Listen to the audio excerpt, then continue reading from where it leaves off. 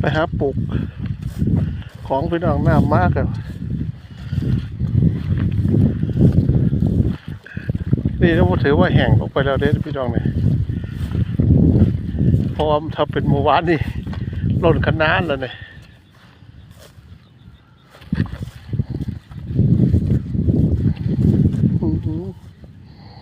มาคักมาแอร์พอร์ตคิดหอนตอนเป็นเด็กหน่อยนะพี่น้องนะวาดกบหน่อย จับกบหน่อยจับปูจับหอยนะเดี๋ยวนี้ผมมีหอยน้าแล้วมีแต่หอยเชอรี่